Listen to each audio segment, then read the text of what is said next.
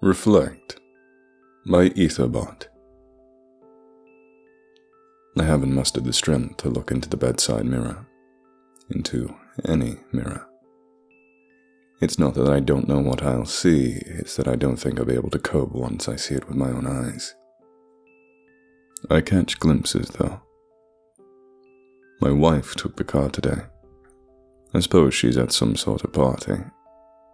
I had to walk to work. It's not too far, though. I need the exercise anyway. My boss actually called me up on the way there, too. There's some sort of meeting with the higher-ups going on this week. Something about the holiday season and sales and the like. I'm not sure why they invited me along. I'm not really involved in that. I don't think. It might be fun, though. I've never been in the presentation room before, so that's a bit of a novelty. Up until this point, any meetings I've been to were just phone calls or Skype meetings. My daughter gave me another book today. I'm not sure where she's getting them from. I haven't bothered to ask. It's called Being and Time. I guess it's a science book. It's very long, though. How thoughtful of her. Maybe it'll be an interesting read. I keep catching her in my room looking through my papers. I guess she's trying to figure out what my interests are. I don't know who these people are. I can't figure out where I am. What state I'm in, what city I'm in. I don't even know what these people's names are. And this girl that keeps sleeping beside me is not my wife. I still remember my wife. I still remember her brown hair, her blue eyes. Her face was plain but elegant. She never wore pounds of makeup like this. Who does this woman think I am? She pretends to be my wife. She talks to me in these loving ways and doesn't drop the act. To hell if it's not an act. And my job? I've never worked in insurance a day in my life. I was a teacher. I taught a class in the 3rd grade, back in Redmond. This isn't Redmond. The air here is too dirty. The trees here are all maple and apple trees. I can't find maps anywhere. Nobody here knows what a GPS is. I haven't asked anybody here where I am yet. How can you ask that? Who are these people? Why do they say they recognize me when I don't know any of their names?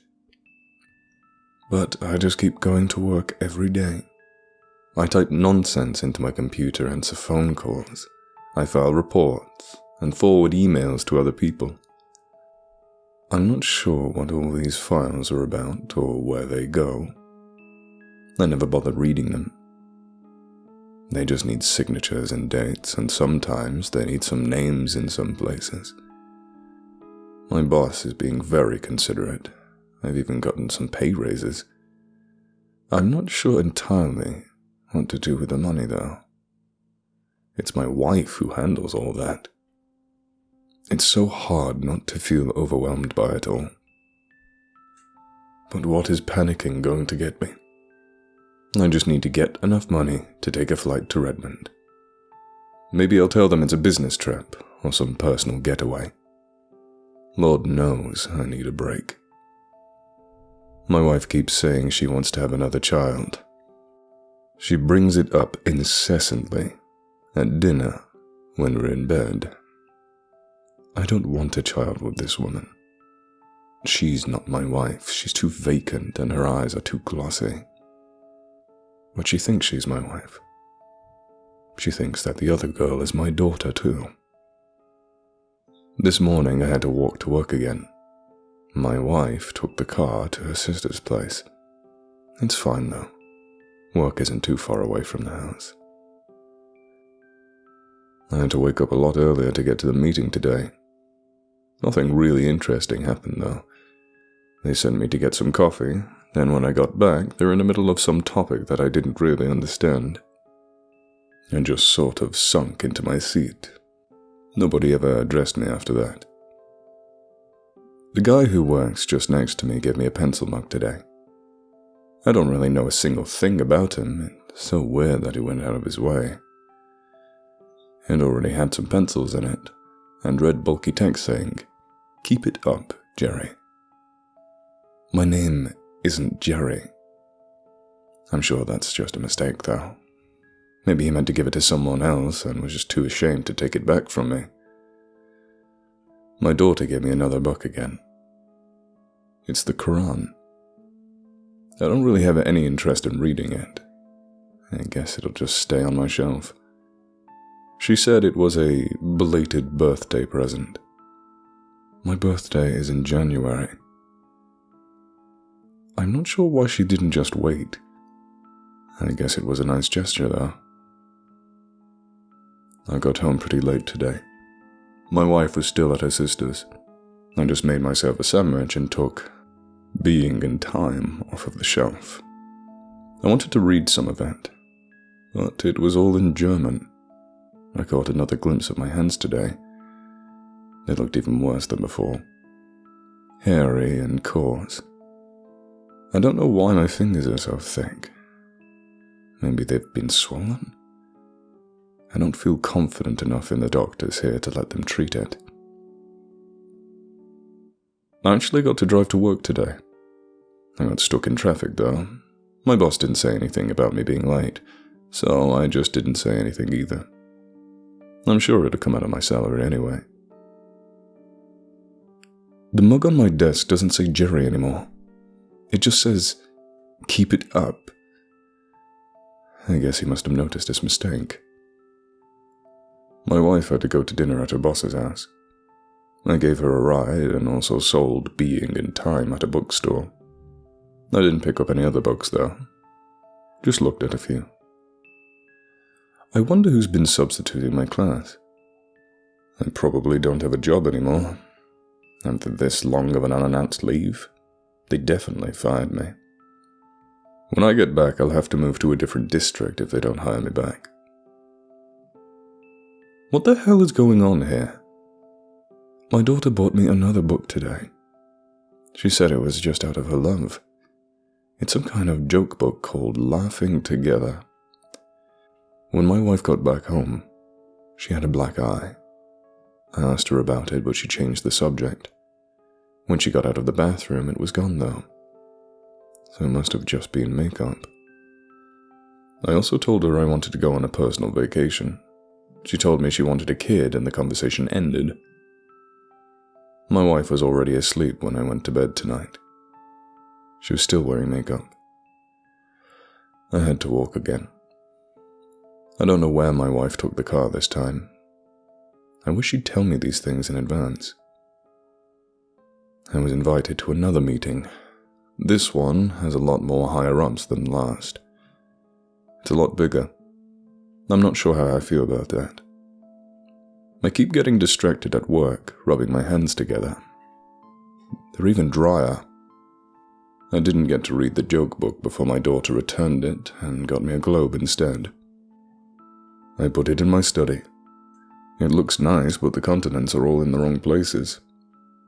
Where is she getting all this money from? Shouldn't she be going to school? Where even is the school anyway? I think my wife is having an affair. She keeps leaving and coming back with new fancy things like coats and makeup. So be it. She's not my real wife. My wife wasn't at home when I woke up. The car was still here though. I made myself some bread and cheese for breakfast.